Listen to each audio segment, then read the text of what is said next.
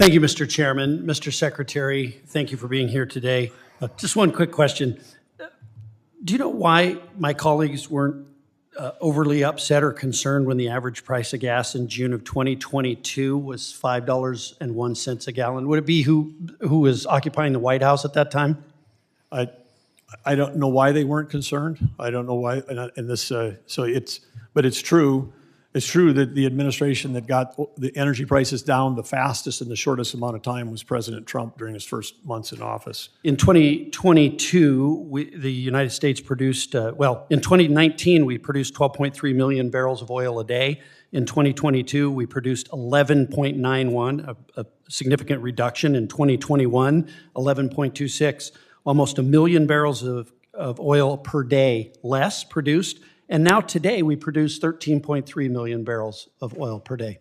Any thoughts on that? Yeah, the energy transition was always a lie. It was energy subtraction, and the idea that you could take base load energy and replace it with renewables without maintaining all of the base load, without adding trillions of dollars of transmission, which are not included in the numbers that were required, that were described there.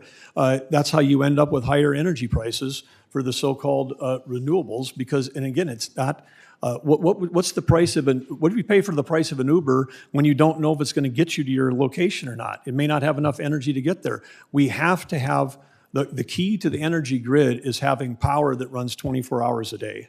And the idea of insisting that somehow we can do intermittent, weather dependent with foreign source materials and not maintain the entire baseload. So the economics, when they say it's the cheapest, that's the incremental. It's not the whole cost of the base. We still need the entire base. During the winter storm Fern this year, wind and solar produced 2% of the energy in 22 states. We would have had tens of millions of people without power just 4 months ago in our own country. Wood and trash produce 3% in those states, because in Vermont, they still burn wood, and some cities burn trash as part of electrical generation, and we spent hundreds of billions of dollars subsidizing something. You know what saved our bacon during that storm? Coal flexed up 50%.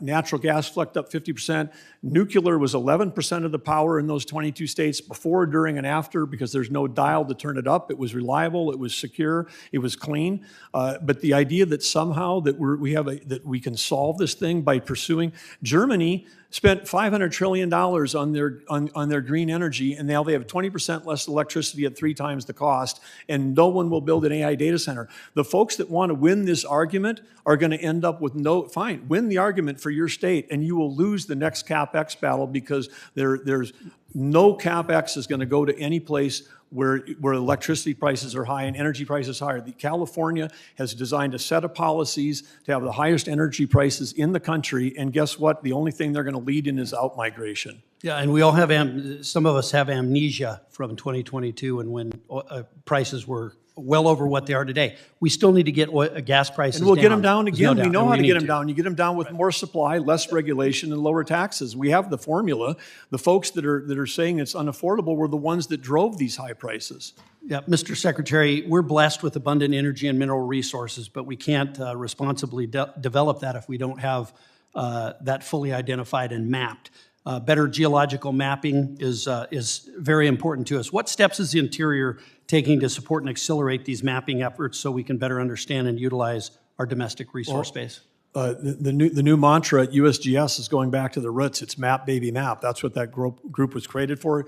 You use federal dollars to do the mapping. You release that information to the public. The private sector follows, and we get ourselves back into, get ourselves out of this bind that we're in, being completely out of the critical minerals business.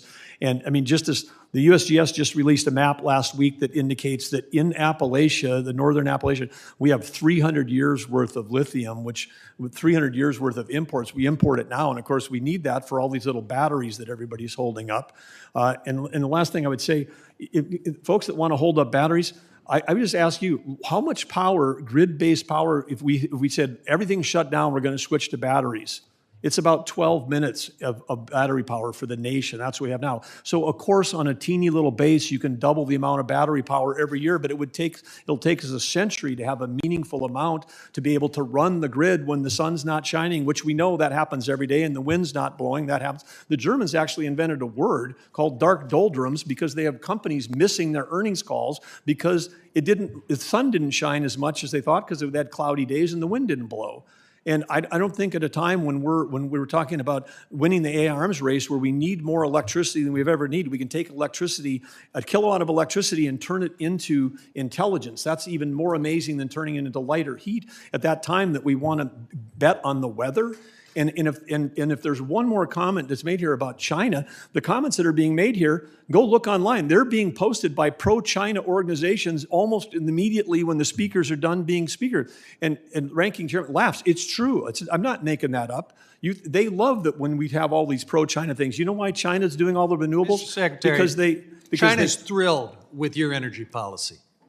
Well, You've handed the future to them. gentleman- Don't insult our intelligence. The gentleman's time is Just ask the mayor from, China's pursuing all this renewable because they import 11.5 million barrels a day. They're not insulted by our stuff. They wish they had our abundant resources. That's why they were going around the world buying stuff from Iran and Venezuela at a discount. I mean, just ask the mayor from California that was just arrested about China. You're welcome. Thank you, Mr. Chairman. Gentleman's time has expired.